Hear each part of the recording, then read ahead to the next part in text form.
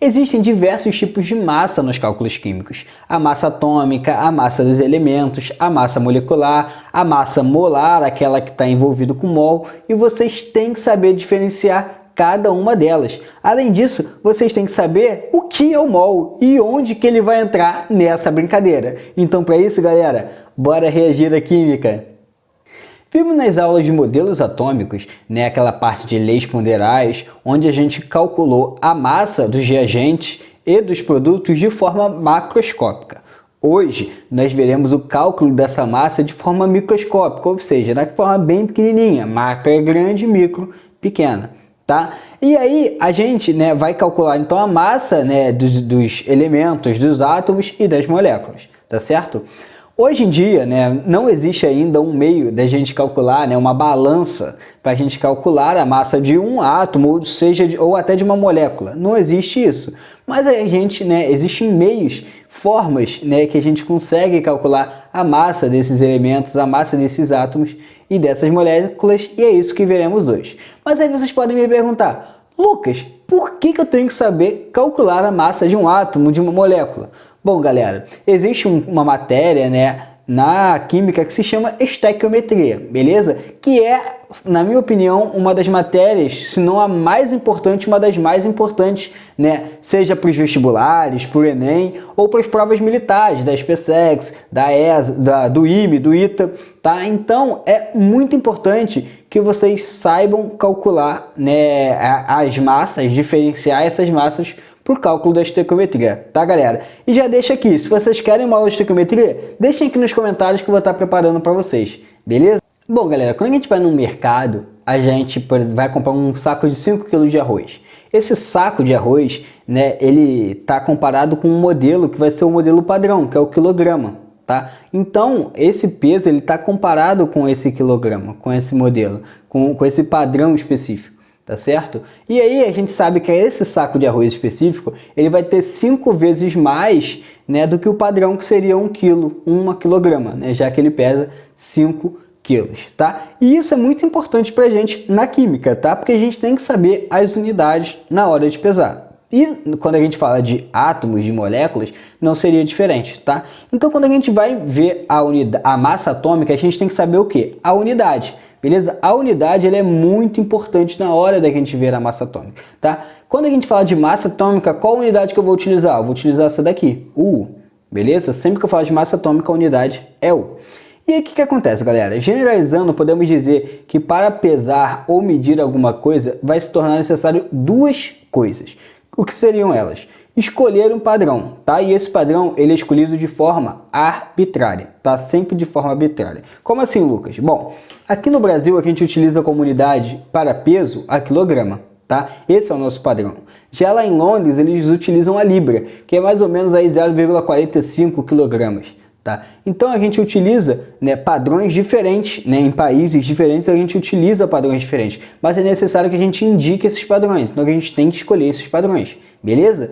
E outra coisa seria usar uma unidade ou seus múltiplos e submúltiplos compatíveis com a grandeza a ser medida. Então eu tenho que usar uma unidade que é compatível com a grandeza que eu vou medir. Então, por exemplo, eu vou medir o peso de um carro. Um carro, ele pesa mais de 1 tonelada. Então eu tenho que indicar o peso dele por tonelada. Eu não posso indicar o peso dele, por exemplo, por miligrama. Miligrama é uma unidade muito pequena para eu indicar o peso de um carro. Beleza? Então eu tenho que utilizar unidades que sejam compatíveis com aquilo que eu estou pesando, que eu estou medindo o volume, com o que quer que seja. Nesse caso vai ser com a massa. Tá? E com os átomos, com as moléculas, é a mesma coisa, vai funcionar da mesma forma, beleza? Como eu falei, as massas elas são muito pequenas, dos átomos e das moléculas. Então, surge uma pergunta, qual vai ser a unidade conveniente para pesar esses átomos e moléculas? É isso que nós veremos agora. Bom, o que acontece, galera? Os átomos, como eu falei, eles são muito pequenos, tá? Aproximadamente, foi pesado um átomo de hidrogênio, sabemos hoje que ele pesa mais ou menos essa quantidade aqui, ó, seria basicamente isso daqui. Essa quantidade absurda de 0,0000166 gramas, beleza? Então, eu não posso utilizar como meu padrão a grama para medir a massa de um átomo ou de uma molécula que seja, tá? Eu tenho que escolher um padrão que seja um padrão ideal para esse peso. Beleza, galera? O padrão que foi escolhido na química, né, para se pesar o átomo é do isótopo de carbono de número 12, beleza? De número de massa igual a 12. Ou seja, a massa, eu não sei se vocês se lembram, a gente calcula a massa de um átomo de que forma? Massa de um átomo é igual ao número atômico, né, ou número de prótons mais nêutrons. Então a gente vai calcular a massa a partir, né, de um isótopo de carbono 12, que seriam 6 prótons mais 6 nêutrons. Tá? Por isso esse 12. Só vou ter aqui para vocês saberem, tá? Mas só para isso mesmo. A gente vai utilizar esse átomo de carbono como padrão, beleza? Bom, a esse átomo foi atribuído arbitrariamente a massa 12. Então a gente eles atribuíram, né, a massa arbitrariamente a massa 12, né, para esse carbono, para coincidir com o mesmo número de massa dele. Não se esqueça, a gente está calculando a massa atômica, não o número de massa. Isso a gente vai ver daqui a pouco a diferença entre eles, tá? Bom, então, desse átomo imaginou-se uma fatia correspondente a 1/12, ou seja, 1/12, que é usada como unidade internacional para a medida das massas atômicas moleculares. Imagina só, galera, a gente diz que a massa atômica, né, do carbono ela é 12, tá? A gente vai considerar, né, a massa dele 12, beleza? A gente vai dividir, né, esses 12 em 12 fatias, em 12 pedaços, podemos dizer assim, tá? Vai dividir ele em 12 pedaços, né, e vai escolher um pedaço desse, vai ser uma fatia apenas, 1/12, que vai ser usado, né, como padrão, né, como unidade internacional na hora da gente medir. Bom, calma, a gente vai entender isso melhor agora. Bom, o que acontece, galera? Só que, descrevendo o que eu acabei de falar, a unidade de massa atômica U, ela é igual a 1/12 da massa de um átomo de isótopo de carbono 12. Vamos lá, galera, traduzindo. Nós temos aqui um átomo de carbono, beleza? Esse aqui é um átomo de carbono que foi dividido em 12 pedaços, em 12 unidades, beleza? 12U.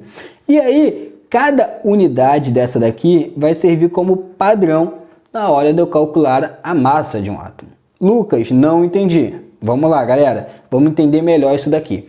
Quando a gente vai calcular a massa atômica, a gente vai considerar essas 12 unidades. Então vamos imaginar, nós temos um átomo de flúor. Vamos dizer que a partir de hoje inventaram uma balança que é possível calcular a massa de átomos e moléculas. Colocamos ali dentro dessa balança o átomo de flúor. Beleza? Está ali bonitinho, tá? Aqui na minha balança, tá? E aí, o que eu vou fazer para saber qual que é a massa desse átomo? Bom, eu vou colocar do outro lado da balança, eu vou começar a acrescentar unidades. Essas mesmas unidades que a gente separou aqui, tá? Vamos acrescentando uma por uma. Acrescentei 1, 2, 3, 4, 5. E vai chegar numa hora que a gente vai ver que quando a balança se estabilizar, vai ser quando essas unidades chegaram a 19. Então, quando eu tiver 19 unidades, eu chego na massa do flúor. Então, o flúor ele pesa 19U, beleza? Então, esse vai ser o peso do flúor.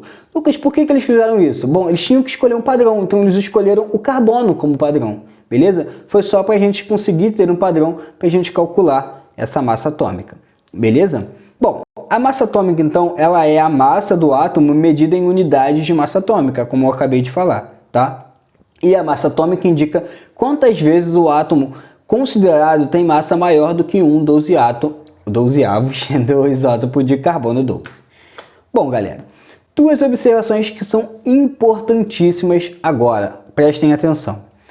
Bom, o que acontece? A gente não pode confundir massa atômica, beleza? Massa atômica é o que a gente está calculando agora com número de massa, beleza? A gente não pode confundir essas duas coisas, não podemos, tá? O número de massa é a massa, na verdade, né, que é a soma dos prótons e dos nêutrons, beleza? Aquela fórmula que eu mostrei para vocês, a massa, que é A, é igual a próton, ou número atômico, zeta, mais nêutron. Beleza, galera? Essa é o número de massa. Isso aqui a gente calcula lá quando a gente vê modelo atômico, beleza? Já o número por exemplo, o cloro aqui, ó, ele tem número de massa 35. Agora vocês vão conseguir diferenciar. O cloro ele tem número de massa a partir dessa fórmula aqui 35, tá? Já a massa atômica ele é um cálculo experimental, tá? Ele foi feito de forma experimental, ele é diferente, tá? E a massa atômica do cloro, desse mesmo cloro daqui, é 34,969, tá? Unidades. Qual que é a diferença aqui clara que vocês podem ver? Número de massa, ele é um número inteiro, não tem vírgula, não tem nada. Já o número atômico não, já é um número fracionado, beleza? A massa atômica ela é fracionada, tem vírgula, beleza? Então vocês podem diferenciar dessa forma daqui. Beleza, e aí essa é a primeira observação. Qual é a segunda? Bom, a massa de um íon, né, seja ele positivo ou negativo, um cátion ou ânion, tanto faz, né, é praticamente igual à massa do átomo correspondente. Ou seja, o F-, ele tem massa igual ao flúor, tá? Por quê? Porque os elétrons, eles têm uma massa muito pequena em comparação com o próton e com o nêutron. Então a gente desconsidera ele, a gente não considera ele. Beleza? A mesma coisa o Na+, ele tem a massa praticamente igual a do Na. Então a gente diz que elas são praticamente iguais, ou são iguais, tá? Porque o elétron ele tem uma massa que é desprezível, beleza? Bom, e aí, o que acontece, galera? A gente viu a massa atômica, ou seja, a massa do átomo, tá certo? Agora nós vamos ver a massa atômica, a massa dos elementos químicos, beleza? Como é que acontece isso? Bom, na natureza, quase todos os elementos químicos, na natureza que a gente tem aqui no nosso redor, quase todos os elementos químicos, eles são misturas de isótopos. Então vou botar aqui, vou até marcar aqui, ó, mistura de isótopos com diferentes porcentagens em massa. Lucas, o que é um isótopo? Isótopo é um elemento que tem o mesmo número de prótons, mas diferente número de massa, beleza? Bom, então são mistura desses elementos, tá? Chamados de abundâncias relativas. Essa diferença de massa é chamada de abundância relativa. Então vamos pegar aqui um exemplo do cloro, tá? O cloro com massa, dois isótopos de cloro, 35 e 37. Aqui nessa próxima página aqui. Nós temos aqui o cloro 35, o cloro com massa 35 e o cloro com massa 37. Aqui nós temos a abundância relativa. O que é isso? A abundância na natureza é quanto que tem daquele cloro 35 na natureza e quanto que tem daquele cloro 37 na natureza. Então vocês podem ver que o cloro 35 ele tem uma maior porcentagem dele na natureza do que o cloro 37. Só tem 24. Tá? E a massa atômica deles é diferente, tá? Ela tem que ser diferente. Então aqui o cloro 35, a massa dele é 34,969. Do cloro 37 é 36,966 unidade, beleza? Bom, e aí a gente tem que calcular a massa desses elementos químicos. Como que a gente vai fazer? A gente vai fazer uma média ponderada. Já ouviram falar de média ponderada? Bom, a média ponderada vai ser uma média, tá? Vai ser uma média, levando em consideração a abundância deles na natureza. Como que vai acontecer? Bom, a gente vai pegar primeiro esse cara daqui, ó. Quem é esse cara daqui? Esse cara daqui é o cloro 35, tá? Vou até aqui, ó, cloro 35, tá? Tem aqui a abundância dele na natureza, tá? Que é 75,4. A gente vai multiplicar isso pela sua massa atômica, tá? Que é 34,969. Vai somar com o cloro 37. Tá? Que a gente vai somar aqui com o cloro 37, tá? Que tem a sua abundância aqui, 24,6, e a sua massa que é 36,969. E vamos dividir por quem? Por 100%, tá? Pela abundância deles na natureza. Se tu somar os 75,4 com 24,6, você vai ver que isso dá 100%. Então a gente vai dividir por 100% e vai ter essa massa aqui como sendo a massa, tá? Do cloro, a massa do elemento químico cloro. Beleza? Se vocês derem uma olhada na tabela periódica, essa é a massa do cloro na tabela periódica. Beleza? Então, essa massa aqui leva em consideração todos os isótopos do cloro, tá? Todos os isótopos do cloro que tem na natureza.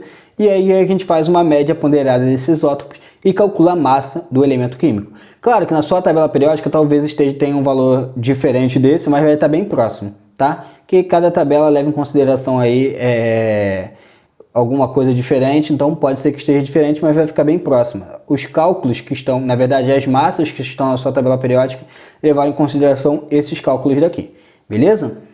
Bom, e aí, só para fortalecer isso que vocês acabaram de ver, massa atômica de um isótopo é a massa de um átomo, tá? A massa atômica daquele átomo, daquele isótopo específico, beleza? Em unidades de massa atômica. Já a massa atômica de um elemento químico leva em consideração a média ponderada de todas as massas atômicas de todos os isótopos, beleza? Então essa é a diferença e é essa massa que a gente encontra lá na tabela periódica, beleza? Aí a gente chega na massa molecular. Lucas, a massa molecular, ela é difícil? Não. Bom, se a massa atômica é a massa do átomo, a massa molecular, eu tenho certeza que vocês já descobriram e sabem que é a massa da molécula, beleza? A gente calcula a massa molecular a partir da soma da massa dos átomos que compõem essa molécula. Só isso, Lucas? Só isso. Tranquilo. Bom, o que acontece? Vamos imaginar novamente que nós temos uma super balança, uma balança top capaz de calcular a massa de uma molécula. No caso, numa molécula aqui de CO2, o dióxido de carbono, tá? A gente coloca essa molécula na balança e começamos a acrescentar unidades. Vamos concentrar ali aquelas unidades lá. Acrescentamos. Quando chegar em 44 unidades, a balança vai se estabilizar e nós conseguimos descobrir que a massa do CO2 vai ser o quê? Vai ser igual a 44 unidades, tá? Mas aí, poxa, como que eu vou fazer? É fácil, é só somar a massa dos átomos, é só isso, é bem tranquilo. O cálculo é um cálculo bem prático, como está escrito aqui no slide, tá? Um cálculo bem prático, é só somar os átomos, só somar isso. CO2, eu tenho um átomo de carbono, 2 átomos de oxigênio. Então eu vou somar. Qual que é a massa do oxigênio? É 16. Então eu tenho 2 oxigênios, vai ser 16 mais 16. Já o carbono ele tem massa 12, então eu vou somar os 12. Então 16 mais 12 mais 16 dá um total de 44 unidades. Beleza, galera? Tranquilo. Bom, vamos para os exemplos, que é a melhor forma de aprender com exemplo. Vamos lá. Vamos imaginar aqui o ácido sulfúrico, tá? O ácido sulfúrico é o H2SO4, como está escrito aqui para vocês. E aí a gente vai calcular a massa desse H2SO4. Bom, o que acontece? A gente vai ver a massa do hidrogênio, ela é igual a 1, tem 2 hidrogênios, então vai ser 1 vezes 2, tá? Eu só tenho um enxofre, a massa do enxofre é 32, e o oxigênio, a massa do oxigênio é 16, e eu tenho 4 oxigênios. Então eu vou fazer as multiplicações devidas e vou somar tudo. Qual vai ser a massa de ácido sulfúrico? 98 unidades. Tranquilo, galera? Bom, aqui ó, sacarose. Sacarose é gigante, olha. C12H22O11. É mais difícil? Não, é a mesma coisa. Só tem que saber multiplicar. Aqui é só matemática. Bom, a massa do carbono, 12. São 12 hidrogênios, então 12 vezes 12. Hidrogênio, a massa do hidrogênio é 1, são 22 hidrogênios, 22 vezes 1. Oxigênio, massa 16, são 11 oxigênios, 16 vezes 11. Fez as multiplicações, faz a soma, a massa da sacarose é 342. Só isso, galera, não é difícil, beleza? Aí vocês podem me perguntar, Lucas, eu tenho que gravar essas massas? Pô, como que eu vou conseguir gravar a massa do enxofre, do carbono, do rubídio, do césio, do lítio? Não, galera, vocês não precisam gravar. É só vocês irem lá na maravilhosa tabela periódica que vai estar a massa lá.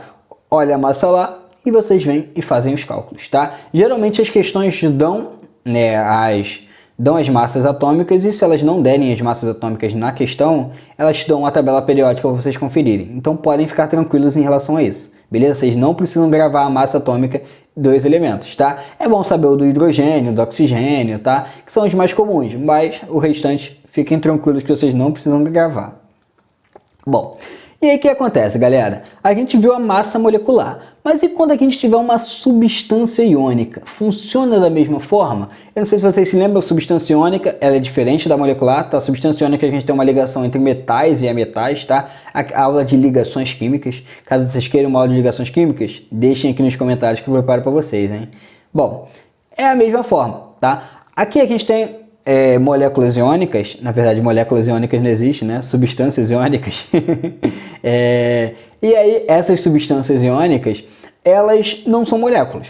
Só que os cálculos a gente pode fazer da mesma forma, tá? A gente utiliza, né, esse cálculo dessa massa molecular para calcular também as substâncias iônicas, tá? É só saber as massas. Bom, vamos ver na prática. O sódio tem massa 23, o cloro tem massa 35,5, tá? Vamos fazer o cálculo. A massa molecular é só somar eles dois, dá 58,5, tá? Então, vocês conseguem ver que o cálculo de substâncias iônicas é igual ao cálculo da massa molecular. Tá? Bom, vamos ver outra aqui, ó. O pirofosfato de sódio. Caraca, é difícil? Não, mesma coisa, ó. O sódio tem massa 23, 23 vezes 4, porque eu tenho 4 sódios, tá? P2, a massa do fósforo é 31 vezes 2, porque eu tenho 2 fósforos. Oxigênio, a massa é 16 vezes 7, multiplica, soma tudo, 266 unidades. Tranquilo também, nada demais. Bom, agora, olha substâncias hidratadas. Lucas, o que é uma substância hidratada? Bom, para a gente se hidratar, a gente bebe água, correto? Então, uma substância hidratada é uma substância que tem água. Só isso. Bom, vamos lá. Vamos imaginar aqui, ó, o CuSO4 5H2O. O que significa aqui? Esse é o sulfato de cobre penta-hidratado, ou seja, ele tem 5 moléculas de água junto, né, com o sulfato de cobre, tá? E aí o cálculo é difícil? Não, é a mesma coisa. A gente calcula a massa do sulfato de cobre, ó. Cobre, a massa dele, 63,5. Enxofre, 32. Oxigênio, eu tenho 4, então vai ser 16, que é a massa do oxigênio, vezes 4. Tá. E a água? Eu tenho 5 moléculas de água. Então eu vou calcular a massa da água, hidrogênio 1, são 2 hidrogênios, então 2 vezes 1, mais 16, que é do oxigênio, e vou multiplicar por 5. 5 vezes a massa da água. Pego a soma, né, dessa massa da água com o do sulfato de cobre, tá? E somo eles dois, eu tenho a massa aqui, a massa molecular, a massa dessa molécula, né, que é o sulfato cúprico penta-hidratado, beleza? Então é só para vocês saberem, né, que você consegue também calcular quando você tiver a molécula hidratada, também dá para calcular exatamente da mesma maneira, tá, galera? Fiquem tranquilos. Então assim a gente consegue ter uma ideia, né, do cálculo das massas atômica, dos elementos, massa molecular, tá, galera? A gente ainda vai ver o mol e a massa molar, mas isso ficará para um próximo vídeo. Não se esqueçam de se inscreverem no canal para não perderem esse vídeo, que é muito importante, e também ativem o sininho, para quando eu lançar o vídeo, assim que eu lançar, vocês possam assistir aí, né, e aprenderem o mais rápido possível. Beleza, galera? Não se esqueçam também de deixarem um like nesse vídeo, que vocês vão estar me ajudando muito. Tá certo, galera? Então é isso. Um forte abraço e valeu!